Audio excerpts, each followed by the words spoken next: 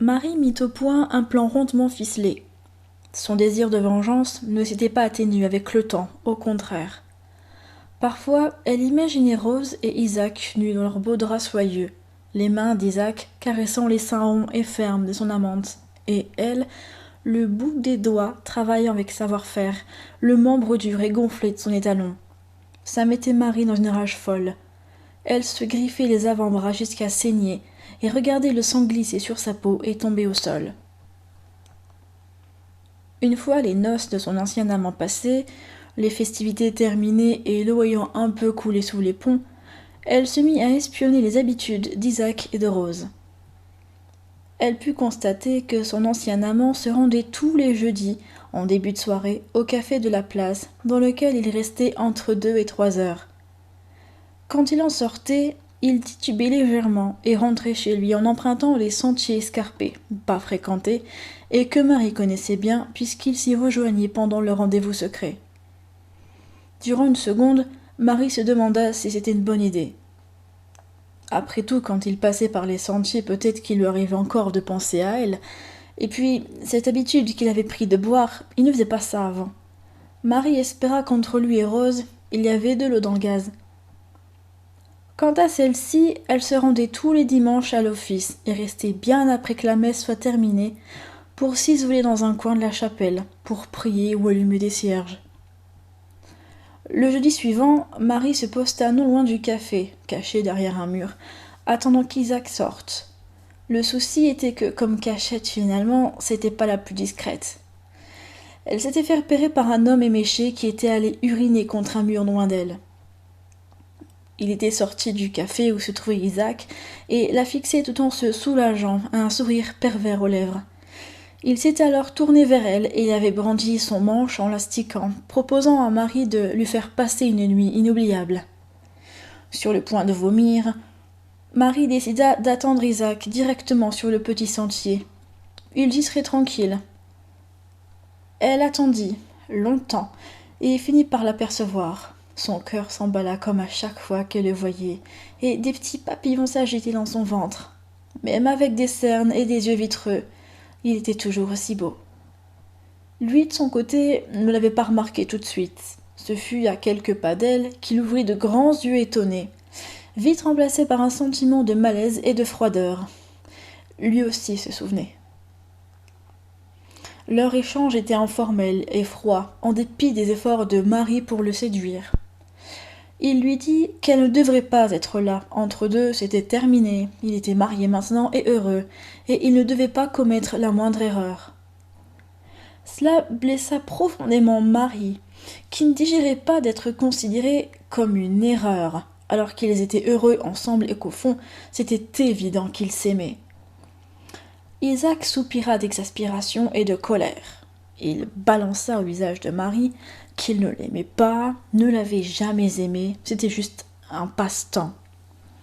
Elle s'était emballée et s'était imaginé des choses qui n'avaient aucune chance d'arriver. Ces mots prononcés si durement atteignirent Marie en plein cœur. Une vague de colère la submergea et le rouge lui monta aux joues. Isaac lui répliqua qu'il n'avait plus rien à lui dire et qu'il ne devait plus se voir ni se parler. Sans une once de compassion ni même d'égard pour elle par respect pour ce qu'ils ont vécu, il ne lui adressa plus un mot, ne lui fit pas un dernier câlin, ni un dernier sourire, ni un dernier bisou. Il l'ignora avec le plus grand dédain. Marie, qui avait espéré jusqu'à la fin son retour, prit la plus douloureuse des décisions par amour. Elle saisit une grosse pierre qui faisait la taille de sa main et frappa Isaac sur la tempe de toutes ses forces. Elle entendit un craquement sinistre qui la fit frissonner. Isaac s'effondra au sol, inerte, les yeux grands ouverts. Marie était trop en colère pour avoir des regrets. Elle rentra chez elle et fit comme si de rien n'était les jours suivants.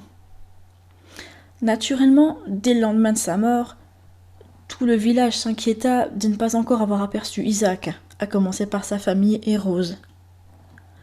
Marie, avant de rentrer chez elle, avait déplacé le corps et l'avait caché dans un petit bosquet du sentier, là où personne ne pouvait le voir ni le trouver. Son cadavre servira de repas aux charognards qui traînaient dans le coin. À défaut de la rendre heureuse, elle, il en ravira d'autres. Le dimanche, Marie alla à la messe et observa discrètement l'assistance. Tous étaient tristes. Elle repéra au premier rang Rose. Elle semblait perdue comme un petit chiot qui cherchait sa mère. Comme elle l'avait prévu, Rose s'attarda devant une statue de la Vierge, se mit à genoux et pria. Au moment où Marie s'avançait résolument vers elle, Rose fut rejointe par un homme d'âge mûr, très bien habillé. Son père, peut-être. Il resta debout à côté d'elle, une main sur son épaule. C'était raté pour aujourd'hui. Quelques jours plus tard, tandis que Marie se vidait l'esprit dans la forêt, elle tomba par hasard sur Rose qui se promenait, accompagnée d'une fillette. Marie fut traversée par le doute. C'était l'occasion rêvée, mais Rose n'était pas seule, et elle n'avait pas l'intention de s'en prendre à la fillette. Elle devait trouver le moyen d'éloigner la petite sans éveiller les soupçons de Rose. Elle s'approcha, l'air de rien, et salua Rose. Celle-ci la regarda avec étonnement, puis lui rendit son salut. Les deux jeunes femmes ne s'étant jamais parlé, c'était compliqué pour Marie de briser la glace. Elle fit néanmoins l'effort de s'enquérir du moral et de la santé de Rose et de la famille d'Isaac. Celui-ci étant toujours porté disparu en l'absence de corps, leur quotidien était marqué par l'angoisse et l'affliction. Rose la remercia pour sa sollicitude et lui annonça, la voix teintée d'émotion, que des villageois avaient découvert les restes très endommagés d'un individu, probablement un homme. Une autopsie était en cours pour savoir s'il s'agissait d'Isaac. Marie n'était pas au courant de ça. Elle fut choquée d'apprendre cette nouvelle et une boule de stress lui monta dans la gorge. Elle en eut des nausées et dut s'arrêter de marcher quelques instants. Son malaise n'échappa pas à Rose, qui s'inquiéta de la voir si mal. Marie la rassura, mettant son état sur le compte de la fatigue. Elle se refit la scène et se dit que normalement, elle n'avait laissé aucun indice derrière elle risquant de la mettre en cause. Sauf un. Le gars bourré qui était sorti du café. Elle se souvint de sa façon de la regarder, sans oublier ses ignobles propositions. S'il se souvenait d'elle, c'était terminé. Chaque chose en son temps. Pour le moment, elle devait se préoccuper de Rose. Elle essaya quelques vaines tentatives pour éloigner la fillette, mais celle-ci resta résolument à côté de Rose. Cette dernière demanda à Marie pour quelle raison elle devait se retrouver seule. Alors elle lui répondit qu'elle souhaitait discuter avec elle d'un sujet grave et de détails qu'un enfant ne devait pas connaître. Cette excuse eut l'air de convaincre Rose. La gamine rentra alors chez elle. Une fois seule, Rose dit d'entrée à Marie qu'elle pouvait arrêter son petit jeu. Elle savait ce qu'elle avait fait. Marie fit semblant de ne pas comprendre. Son interlocutrice lui dit avec le plus grand calme que c'était la seule personne au village à avoir eu un quelconque intérêt à voir Isaac mort. Après tout, elle avait été rejetée par l'homme qu'elle aimait. Il l'avait manipulée pour obtenir des faveurs sexuelles, et elle avait été humiliée publiquement par la mère d'Isaac. Rose fixait intensément Marie sans ciller et lui confirma qu'elle était au courant de tout. Elle avait tout appris de la bouche de sa belle-mère, qui avait été particulièrement véhémente à son encontre, très hautaine et moqueuse surtout. Rose rionnait de Marie, en se moquant à son tour, en la rabaissant. Puis elle lui dit que finalement, n'importe quelle femme aurait réagi comme elle. Marie resta silencieuse. Elle était tout d'abord extrêmement embarrassée et amère de constater que Rose était au courant de tout. Ensuite, elle ignorait si Rose était sincère ou si c'était une manœuvre pour lui arracher des aveux. Marie se dit alors que ce n'était que des mots, et il n'y avait pas de preuves contre elle, donc elle n'avait rien avoué. Elle sourit juste à Rose, en la félicitant d'avoir imaginé une chose aussi tordue, et retourna le raisonnement contre elle. Disons que le meurtrier pouvait bien être elle, qu'elle cherchait à se débarrasser d'un mari alcoolique dont elle ne voulait pas, mais qu'elle a été obligée d'épouser à cause de leur famille. Sûrement pour une question d'argent. Marie avait presque entièrement bluffé sur ce coup-là. Elle ne savait pas si Rose était réellement heureuse ou non avec Isaac.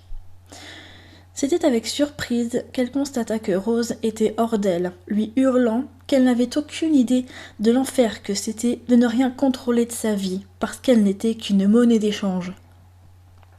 Marie était abasourdie. Si ça n'avait pas été elle qui avait tué Isaac, Rose l'aurait peut-être fait tôt ou tard. Désormais, elles se regardaient toutes les deux en chien de faïence, se défiant l'une l'autre. Rose savait comment ça allait se finir.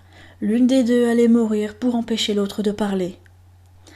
Rose se baissa pour ramasser une grosse branche, tandis que Marie avait un couteau dans la poche, qu'elle ne montra pas à son adversaire pour avoir un effet de surprise. Rose s'approcha lentement avec son bâton qu'elle brandissait comme un gourdin. Elle s'arrêta quelques secondes, puis se rua sur Marie en levant le bâton au-dessus de sa tête. Cette dernière n'eut qu'à esquiver le coup, et se retrouva derrière Rose qui, emportée par son élan, finit par trébucher sur une racine et s'étala de tout son long au sol. Dans sa chute, elle laissa tomber son arme de fortune qui roula un peu plus loin. Marie profita de l'occasion et alla la ramasser avant Rose. Elle revint sur sa rivale, à genoux au sol. Elle lançait à Marie un regard suppliant, sa lèvre inférieure tremblotait. Mais Marie n'était pas dupe. Elle ne se ferait pas avoir par cette vipère qui attendait qu'elle la prenne en pitié pour l'attaquer par derrière. Elle demande alors à Rose de fermer les yeux. Celle-ci, sachant ce qui allait se passer, refusa. Elle dit dans un ricanement que Marie devra regarder ses yeux au moment de lui ôter la vie, une image qu'elle ne pourra jamais oublier. Marie, qui s'était découvert une part très sombre d'elle-même, ne parut nullement intimidée par cette remarque. Elle avait déjà constamment le cadavre d'Isaac devant les yeux quand elle s'endormait.